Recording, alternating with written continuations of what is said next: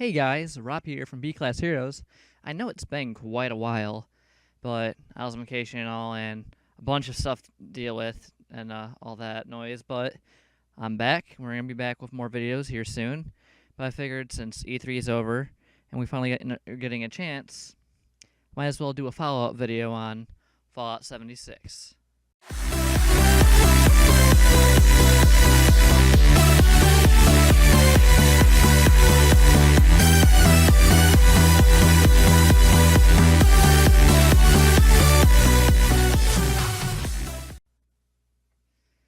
Now, there are a lot of concerns, and there's a lot of, some people are happy about it, some people are sad about it, and some people are mad, and, typical shit when you're dealing with games. I'm here to clarify all the info I could find on it that some of you may already know, and some of you may not already know. I just want to clarify it for all of y'all and give you a good perspective on what's to come and what may be and what may not be. Just kind of a discussion video so you guys can think about it, and consider things in your own way. Now, Fallout 76 indeed is an online game. It's server-based, but they're small servers. I believe it was capped at 32 people. So it's not going to be where you're in a server like PUBG or Fortnite where you're in servers with tons of people and competing with them and all that noise. It's going to be pretty small, but like a small basis. It is going to have an like always online internet connection. Can't play it offline. That is kind of sad. I miss the days of LAN and local multiplayer, not online multiplayer. And it seems that we're just straying completely away from that, and that sucks. It is going to predate every Fallout game. Fallout's are just opening like 20 years after the war. And there's going to be one of the first vaults to open. It's a control vault, and it's going to take place in West Virginia. Everyone's going to leave the vaults, and they're going to resettle and rebuild in Virginia and do whatever else they're going to do, because some people are going to want to be dicks and want to be raiders, and then there's going to be people who want to rebuild and all that noise. So there's going to be a lot of different stuff going on with that. They're definitely going to be following lore. Like, I'm calling it right now, Mothman's going to be in the game. If Mothman's not in the game, I want a fucking refund, Todd Howard. Okay? We did see that sloths, mutated sloths, are going to be in the game, as well as a bunch of other shit. I did notice that it's going to be a lot greener than we're used to. Fallout 3 was really green, but that was just atmosphere. But no, wildlife and plants and all that noise. And I'm using noise a lot. I don't know why. All that jazz. And so it's like they're taking notes from The Witcher 3 and some of the mods for Skyrim, and trying to make the flora pop out more and push the engine, which they did. I'm somewhat concerned because they're still using the same engine, but they upgraded it for graphics and some compatibility stuff, so I can't really say what's going on there. I'm concerned though because personally, I thought they should have dropped the creation engine 10 years ago. So, yeah. There are going to be quest lines, settlement building, and light survival. Actually, one thing that's worth noting is that Fallout 4 originally was supposed to be like Fallout 76. They were initially trying to do the multiplayer aspect of it in Fallout 4, which is most likely why they threw the settlement building in the game and why it seemed kind of empty. Like they were trying to push settlement building, but they really didn't give too much incentive to do it. Hopefully they fix that in Fallout 76. Have it to where settlements can interact and, actually work and be worth building. There is going to be a light survival aspect to it, and I personally think it's going to be closer to what happened somewhere in between Fallout New Vegas and Fallout 4. I think there's also going to be optional aspects of it. So I don't think they're just going to throw everyone in a hardcore survival, and I don't think it's going to be something that's necessary 100% of the time. The way they made it sound is they're making it they're pushing to exploration and going out into the world and doing stuff more than trying to keep yourself alive and tracking all these stupid details that you don't really want to track if you're playing a fucking game. There are not going to be human NPCs, which is kind of obvious because the nukes dropped, so humans are the only humans left are in vaults, and the humans that were outside either died or they became ghouls. And they did say there's going to be ghoul NPCs, robot NPCs, different kinds, as well as your typical mutated creatures that you're going to go out and hunt and kill, and get resources from. Those are going to most likely be where you get your quests from. As far as how the quests flow, it's anyone's guess at this point. We're going to have to wait and see. There will be free updates, and there will be microtransactions. However, the microtransactions are purely cosmetic as of now. So they are taking some lessons from other games that exist right now that didn't do so hot. They are going to be borrowing some netcode from Quake. Whether or not that's going to make it, I don't know if it's going to make it any better or not. We'll hope and see. It kind of sounds like they're using it to get the product out faster, which a lot of the details are pointing in the direction that they are rushing this. But I think part of it was the fact that they just couldn't keep it under wraps anymore. And so they're just trying to push it out the door as fast as they can and get it in everyone's hands, and then figure out all the stuff that's fucked up with it later. Take with that knowledge with what you will. Everything with a grain of salt, obviously. But, yeah, it just sounds like they were just trying to push this out the door as fast as they could. So I would be a little wary about playing the beta. Now, if you want to help them bug test the game, I get that. And if you want to get the Power Armor Edition like I do, so you can get the original T-51B power helmet, the one from Fallout 1, you can do that. But I would be very wary because of the fact that they were rushing out the door, and I wouldn't set your expectations up here for the product. I'd set it right about here because of how fast they're trying to rush this out. It will have... Okay, there's a lot of shit with the solo play, okay? So, basically because of the fact that they're rushing it out, they're not going to have the time to throw in solo play upon release. But that is not the intended purpose of this game. The intended purpose is the multiplayer. What they're going to do, since this is a constant internet connection game, they're going to have private servers. Private servers where you can just play by yourself, or you can invite just your friends, which I think that's probably going to be the best option for any of us, is to have a private server and invite your friends. But it's just not going to have it upon release, which is understandable of how quick they're trying to throw this out there. There's a lot of stuff that you can do in this game, and there's just no penalty, which really pushes the idea that it's not hardcore. For example, you can jump servers, no penalty. If some jackass on a public server kills you, he can't loot you. There's no penalty for it. You don't lose experience. You don't lose your loot. Which that was a problem with Elder Scrolls Online, is loot and losing experience. Got to be a real bitch eventually. You can move your settlements, and they keep your settlements. You don't lose them between servers. So I don't know exactly how that's going to work as far as, for example, if someone builds a settlement in this part on one server and someone builds a settlement in the same part on another server, how does that intermingle? Or did you just pop them back up and you have to replace them? We'll see how that works. It's not very... The explanations we have aren't very concrete on that. No one really knows how balanced the nuke system's going to be.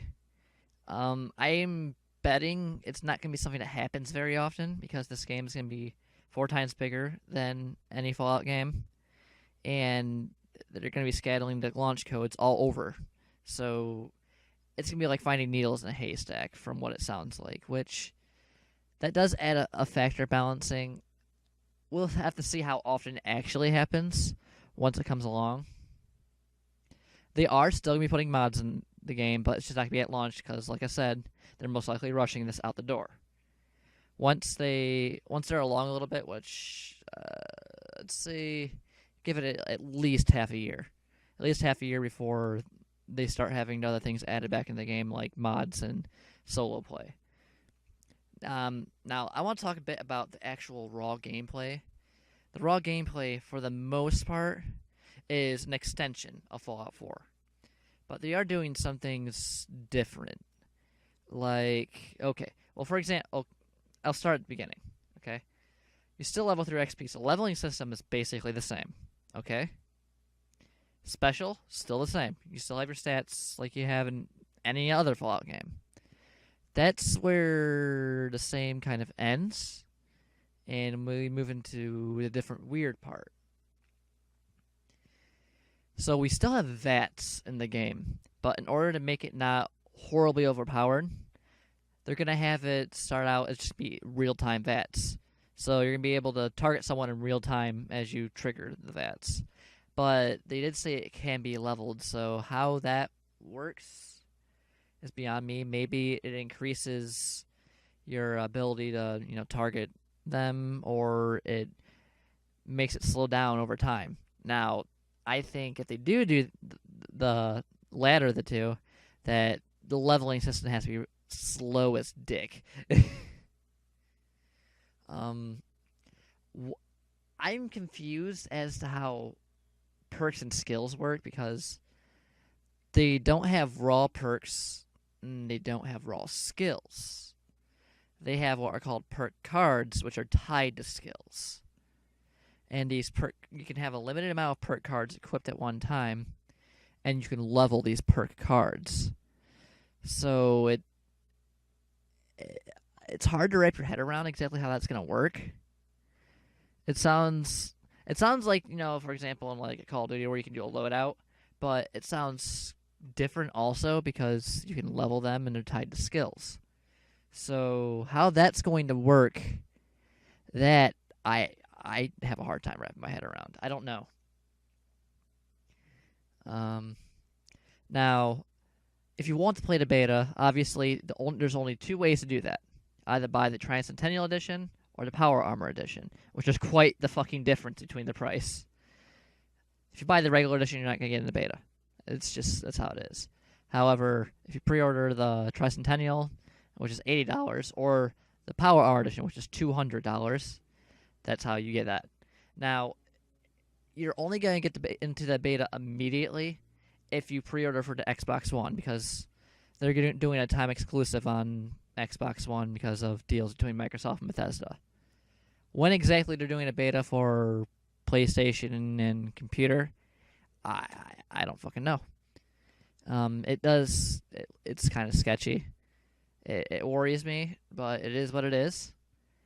There is going to be more on the game at Gamescomm, and it is worth noting that they aren't doing crossplay right now because Sony's not wanting to do it, so it is what it is. Me personally, crossplay is not too big of a deal. I mean, one of the incentives for buying a console is being on the same console as your friends. But I guess it's a really weird moral gray area for that noise, because if we lived in a perfect world, yeah, everyone could play the same games on the same system and they'd be free. But we don't live in a perfect world. It is entirely capitalistic, and it's all about making the extra buck. Which, honestly, Sony does, they're not technically wrong to do what they're doing, but they're definitely not nice for doing it the way they are. And you just got to accept that. One cool thing they did announce, because of Fallout 76 coming out with the Power Armor helmet, is they're bringing back they're doing the Pip-Boy deals again, where they're selling individual Pip-Boys. However, this time, it's not the Pip-Boy from Fallout 4, it's the one from Fallout 76. It's just that it's $150. So it's like, is it worth it? Maybe not, but I'm still gonna buy it anyway because I love Fallout. Especially since that Pip-Boy looks like the one from... It looks very close to the one from Fallout 1, and it just freaking rubs me in that that area. While I'm over here, I'm gonna talk a little bit about what Todd Howard's been saying. Some jokes, some not. Good news is they're not going to stop making single-player games. This is just one facet of what Bethesda's doing. They're still making Starfield, which is a single-player game. No, it's not just a No Man's Sky clone. They're also making the Elder Scrolls 6. Some think that's in the Iliac Bay. I'm just gonna not know. Initially, the rumor that was on 4chan said it was gonna be in Valenwood, which would be likable. I like a lot of the lore that's happened there, and it's one place I want to return to because I remember playing Arena and that was a fun place. So it's hard to say what exactly that's going to be. However, off the trailer, from what they showed at E3, it does kind of look like it's going to be Iliac Bay. Hopefully, they don't send cease and desist letters to the Beyond Skyrim team that's working on their own stuff for that. But I don't think Bethesda's going to do that necessarily because they don't make a profit. They might be hiring some of the people off the team, though. So that'd be interesting. And then one other thing that Todd Howard said, he had something to say about Skyrim porting. According to him, they'll stop making Skyrim ports if we stop buying Skyrim ports. So I don't know how meta that is, but that's Todd needs to get some chill. He needs to lay off the juice a little bit because it's getting a little out of hand at this point. But yeah, there's a lot of information there. It kind of does seem like they're hitting a gray area between what, like, they took a lot of what I was hoping they were going to be doing, minus some of the stuff. Like, it's in between Fallout 4 and what I want them to do as an MMO Fallout. Like, personally, Fallout 4 for me, it didn't rub me in the same way every other Fallout did. However, they are doing things with that kind of gameplay to push it in a better direction. Part of that hinges on how those perk skills cards work and how balanced it is and all that. There is a lot of potential still there. I would hold everything with a grain of salt and judge things for yourself.